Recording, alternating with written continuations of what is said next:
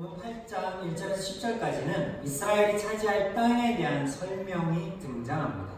본문에서 하나님께서 말씀하시는 이스라엘이 차지할 땅을 한마디로 표현하자면 부족함이 없는 땅입니다.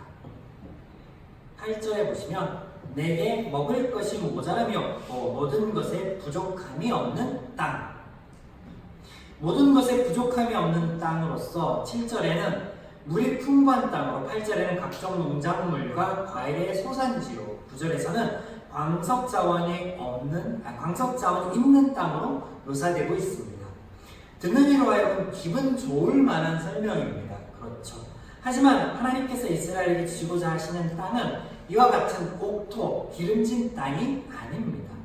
우리가 이미 신명기 앞부분에서 살펴보았듯이 땅이 목적이 아닌 그 땅에서 살아가는 삶, 이 삶 자체가 목적인데 그 삶의 풍성한 삶이기를 원하는.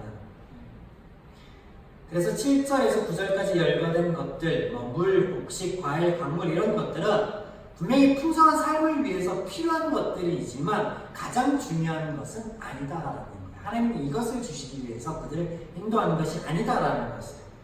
실상 이런 것들은 이스라엘이 이집트의 가장 비옥한 토지였던 고센이라는 곳에 있을 때 이미 다 그들이 소유하고 있던 것들이었습니다. 그런데 그곳에서 이스라엘의 삶이 행복하였느냐? 그렇지 못하였다는 거예요. 물도 풍부하였고 먹을 것도 있었고 다 있었어요. 그런데 행복하지 못했어요. 그 행복하지 못하였던 이유, 그들이 그곳에서 자유인이 아닌 노예였기 때문이었죠.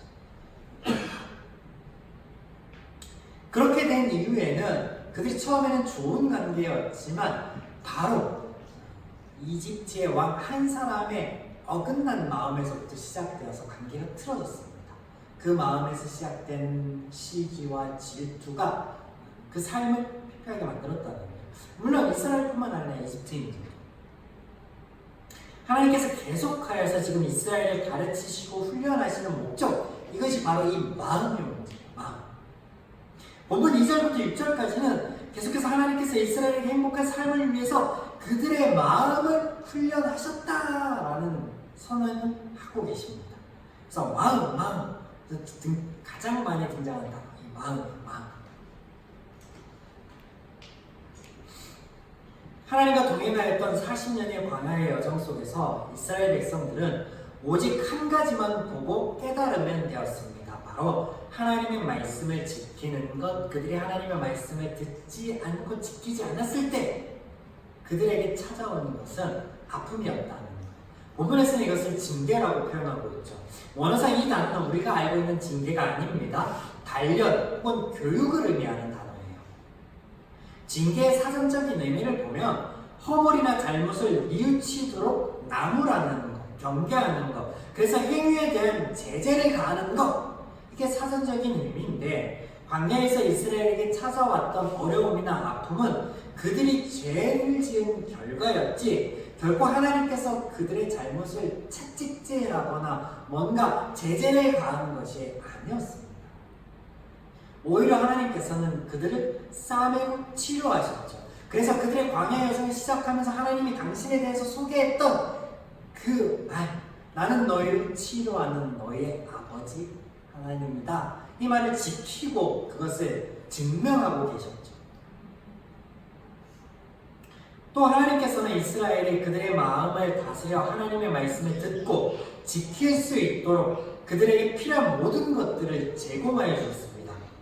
그래서 광야예요. 그래서 스스로 아무것도 할 수 없는 누군가의 도움이 절실한 그것을 하나님께서 그 모든 것들을 채워주심으로 인하여서 하나님의 은혜로 살아갈 수 있게 하셨다는 거죠. 그래서 등장합니다. 본문 3절에서는 먹이셨음을, 4절에서는 의복이 헤어지지 않도록, 심지어는 그들의 발이 부르트지도 않도록 하나님께서 하셨다. 여러분, 이 대목에서 하나님의 사랑, 하나님의 배려가 느껴지십니까? 그들의 발이 부르트지 않았대요. 이스라엘 한 거는 오직 한 가지예요. 하나님께서 가라 그러면 가고 서라 그러면 서서 짐치는 거. 그거 한 가지였단 말이에요. 근데 하나님께서 그거 한 가지도 어렵지 않도록 배려하셨는데 그들의 발이 부르트지 않게 해요. 신고 있는 신발도 헤어지지 않도록 만들어줍니다. 야, 이것조차도 하나님의 은혜를 베푸셨다는 거예요. 3절에 예수님께서도 인용하신 아주 재미있는 표현이 등장합니다. 어떤 표현이냐? 사람이 떡으로만 사는 것이 아니요 여호와의 입에서 나오는 모든 말씀으로 사는 줄 내가 알게 하려 하십니다. 이 말씀이 어떻게 들리십니까? 먹을 것 아무 필요 없이 하나님의 말씀만 있으면 된다! 그런 말씀입니까? 아니면 말씀이 제일 중요하고 음식은 말씀보다 덜 중요하다라는 어떤 우선순위의 문제, 그것을 말씀하시는 건가요? 그런 이야기가 아닙니다. 그런 이야기가 아니죠. 사람들의 기준에서 사람들은 살기 위하여 먹는데 이 먹을 것을 구하기 위해 수고하고 애써야 되는 줄 알았습니다. 그런데 그들이 수고하지도 않고 애쓰지도 않고 아무것도 할 수 없는 광야에서는요, 하나님께서 일하심으로 인하여 그것들을 제공하여 주셔서 그들의 삶을 영위할 수 있도록 하셨다는 거예요. 그래서 이스라엘은 하나님의 말씀만 잘 들으면 아무 문제가 생기지 않아요. 삶에 필요한 모든 것들이 해결됩니다. 이것을 알게 하시려고 하나님께서 그들과 광야 생활 내내 함께 하였다라고 말씀하시는데, 이 의미가 3절의 핵심이에요.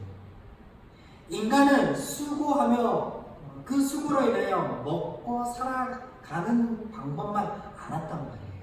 그런데 하나님께서는 하나님이 일하시고 하나님이 제공하여 주심으로 인하여서 그것을 누리는 방식을 하나님께서 보이셨단 말이에요.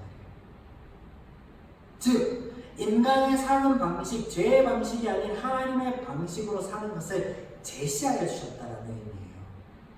그래서 떡이 아닌 말씀으로 산다라는 건 그런 의미입니다.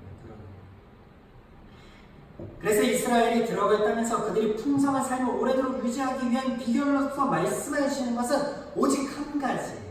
하나님의 말씀, 하나님의 기준을 따르는 것, 그것을 마음으로 듣고 지키는 것, 그거 한 가지예요. 그거 한 가지. 나머지 것은 하나님께서 채우시고 공급하여 주시겠다고 약속하여 주십니다. 그래서 오늘 땅에 대한 말씀을 이어가면서 가장 처음 등장하는 말씀이 뭐냐면 1절, 내가 오늘 명하는 모든 명령을 너희는 지켜 행하라. 그리하면 너희가 살고 번성하고 여호와께서 너희 조상에게 맹세하신 땅에 들어가서 그것을 차지하리라. 이 말씀은요, 조건이 아닌 축복입니다. 하나님께서 이스라엘을 이끄시고 약속의 땅으로 들어가게 하시고 차지할 수 있도록 도우실 텐데, 그곳에서 너희들이 풍성한 삶을 오래도록 유지하길 원한다 라고 하십니다. 그러기 위해서 너희들이 할 것은 아무것도 없다. 그냥 너희에게 지금 말하고 있는 이가 누구입니까? 그 말을 너희 삶 가운데 지켜라 라고 하시는 거예요. 여러분, 그런데 이 대목이요, 어디서 본 듯한 상황이에요. 모든 것들을 하나님께서 해주실 테니 너희들은 그것을 누려라, 내 말을 지켜라 라고 하셨는데, 이 대목이 창세기 1장과 2장과 똑같지 않습니까? 하나님의 형상을 닮아 하나님의 사랑의 대상이 되고 하나님의 자녀가 돼 인간을 위하여 모든 것들을 베푸시고 그 모든 것들을 제공하여 주시면서 그들에게 오직 한 가지를 말씀하시는데, 그것들을 축복하시면서 너희들은 생육하고 번성하라. 그리고 한 가지, 내 말을 지켜라. 선악과 따먹지 않는 것을. 똑같지 않습니까? 이스라엘에게 하나님께서 주시는 땅을 10절에 우리말 성경에는 옥토라고 한 단어로 표현하고 있지만 사실 원어로는 두 단어입니다. 선하다라는 부사와 땅, 랜드라는 땅. 그래서 선한 땅이에요. 선한 땅. 이게 옥토, 비옥한 땅 이런 걸 의미하는 게 아니에요. 선한 땅, 선한 땅. 하나님께서 주시는 선한 땅. 지금껏 이스라엘이 거할 땅에 대한 본문의 묘사를 정리해보면 하나님께서 인도하시는 땅을 부족함이 없는 땅으로 표현하십니다. 그것은 하나님께서 그들 위해서 은혜를 지속적으로 베푸시 이끄실 주실 것이기 때문에 그렇게 표현하시는 거예요. 또 그것을 선한 땅이라고 표현하시는 것은 하나님의 말씀 안에서 그들이 풍족한 삶을 누리게 될 것이기 때문에 그 땅이 유익한 땅이다라는 의미에서 선한 땅이라고 말씀하십니다. 그래서 하나님께서 이런 내용을 반복하여 말씀하여 주시고 계시죠. 신명기 내내. 그러면서 또 한 번 반복하시기를 11절부터 20절까지 잊지 말라라고 말씀하세요. 잊지 말라. 이것을 잊지 말라. 하나님께서 이스라엘에게 잊지 말라라고 하시면서 비교하시는 것이 광야입니다. 물도 없고 불뱀과 전갈이 있는 위험한 땅, 먹을 것도 집도 없는 땅. 이스라엘이 이런 광야에서 살 수 있었던 것 하나님의 은혜입니다. 오직 하나님만 바라보아야 되었던 땅. 왜 이것을 말씀하시냐면요, 그들이 거할 땅에는 하나님께서 여전히 그들을 위해서 일하시고 제공하여 주시겠지만 그 광야랑은 조금 다르다는 거예요. 상황이 어떻게 다르냐? 거기에서는요, 배불리 먹을 것이 있고 아름답게 지어진 거주할 집이 있고 소유의 풍성함이 있다는 거예요. 12절 보시면 너희가 먹고 배부르고 아름다운 집을 짓고 거주하게 될 것이다. 13절 또 내 소와 양이 번성하여 은금이 증식되며 내 소유가 풍부하게 될 것이다. 광야에서는요, 일용할 양식, 필요할 것들만 날마다 하나님께서 제공해 주셨는데 이제 그들이 정착하게 되면 증식될 것을 말씀합니다. 그들이 소유가 풍성해질 것, 증식해질 것을 말씀하여 주세요. 그런데 그것들이 내 마음을 교만하게 할 거다라고 말씀하십니다. 지금 하나님께서 이 땅에 대한 말씀하시는데 하나님께서 들여보내주실 땅이 아무것도 부족함이 없는 땅, 선한 땅인데 그 땅이 비교된, 광야랑 비교된다. 근데 하나님께서는 그 땅에 대해서가 아니라 광야에 대해서, 그 광야에서 함께 하신 하나님에 대해서 잊지 말라고 하십니다. 사람들은요, 광야에서의 삶을 줬다라고 할까요? 아니면 정착하게 되고 살게 될 앞으로의 가나안의 삶을 줬다라고 할까요? 후자라고 하겠죠. 떠돌이 광야 생활보다 정착하는 게 당연히 좋지 않냐? 하나님의 은혜는 동일합니다. 하나님의 은혜. 뭐가 틀려지느냐? 정착하게 되면요, 소유가 증식되게 되어 있어요.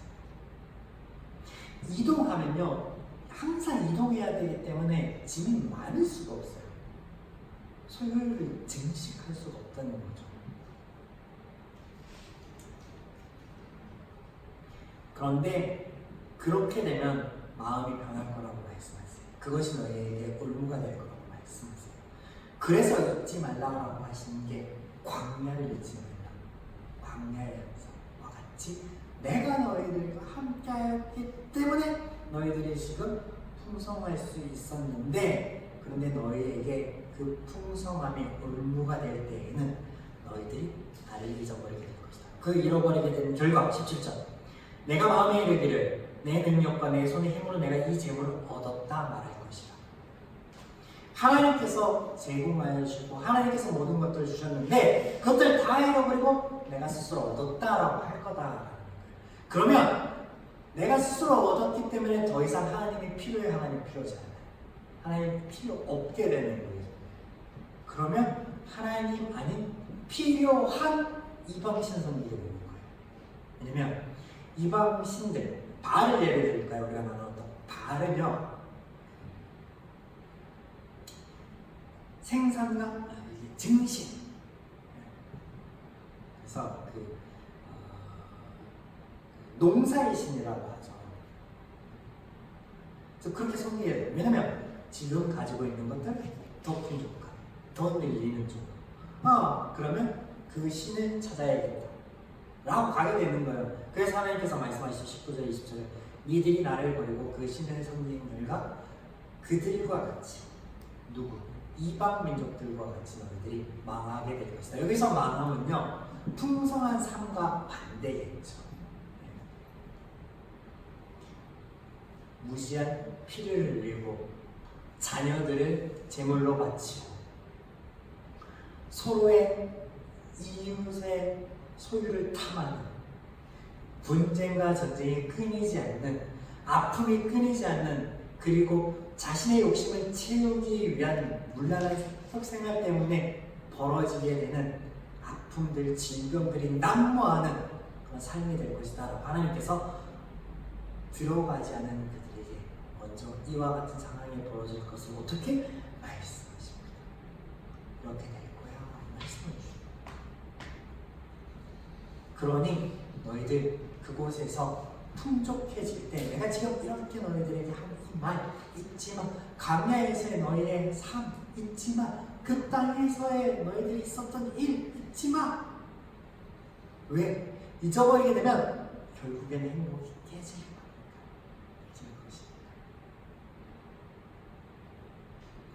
그래서 하나님께서 잃어버리지 말도록 삼가하라라고 말씀하십니다. 11절 내가 오늘 내게 명령하신 명하는 여호와의 명령과 법도와 규례를 지키지 아니하고 내 하나님 여호와를 잊어버리지 않도록 삼갈지어다.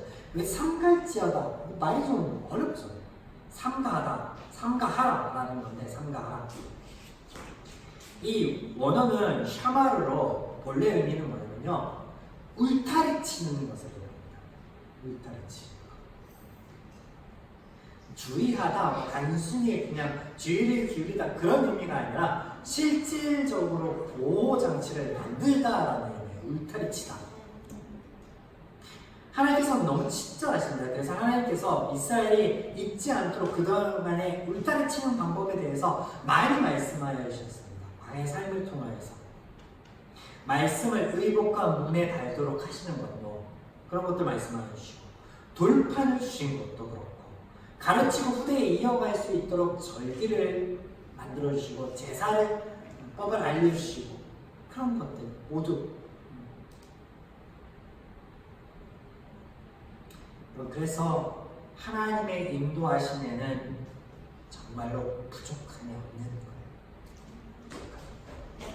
그래서 오늘 말씀의 제목 부족함이 없는 땅이라는 것은 그곳에서의 소유 때문에 그곳에서의 삶 때문이 아니라 하나님 때문에 하나님의 인도하심 때문에 하나님으로 인하여 부족함이 없다는 거예요. 다윗이 시편 23편에 고백하죠. 여호와는 나의 목자시니 내게 부족함이 없으리로다. 그가 나를 푸른 불밭에 누이시며 쉴만한 물가로 인도하시는도다.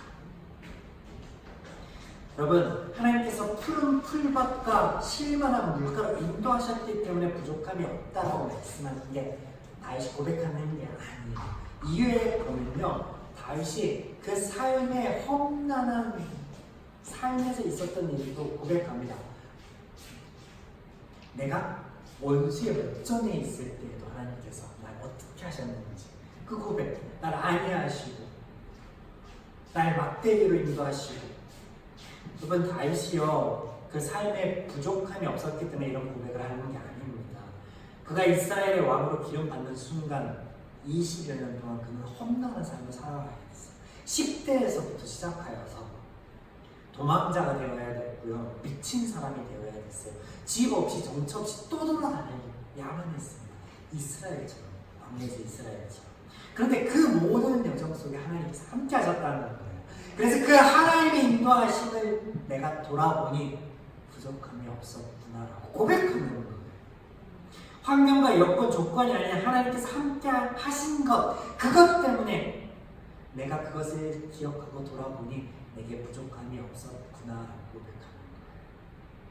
여러분 오늘 본문을 잘 눈여겨보십시오. 하나님께서 이스라엘이 거주하는 땅에 부족함이 없고 선한 땅으로 말씀을 하여 주시는데 그곳에 얻게 될 음식집, 소유, 이런 것들의 그 원인이 있지 않고 은혜를 베푸시는 하나님, 그 은혜를 유지할 수 있도록 말씀하여 주시는 하나님께 있다는 겁니다. 이것을 8장에서 말씀하여 주시는 거예요. 잊지 말라라고 하나님께서 강조하시는 거예요. 그런데 이런 하나님이 아닌 이스라엘이 눈을 돌려서 소유의 눈이 가면 어떻게 된다는 거예요? 그것이 곧 마음의 올무가 되어서 하나님을 잊고 버리고 이방 민족의 길로 가게 만들어 버릴 것이다 라고 말씀하십니다. 하나님께서 이것조차도 아주 친절하게 말씀하여 주시는데 그 하나님의 말씀을 지키고 잊지 않을 힘이 죄인들에게는 없었습니다. 그래서 구약 내내 아픔을 경험하죠. 여러분, 지금 우리의 삶은 어떻습니까? 선하신 하나님에 대한 기억은 잊은 채 내가 다른 곳만 바라보고 있지는 않은지. 하나님께서 이스라엘에게 오늘 우리에게 신명기 8장의 말씀을 전하여 주심은 하나님의 은혜와 복을 누리는 것에서 너희들이 실패하지 않았으면 좋겠다 바라시는 안전한 하나님의 소망이 그분의 마음입니다. 여러분, 이 은혜를 한 주간의 삶 가운데서 온전히 누리는 저와 여러분에게 주님 축원합니다.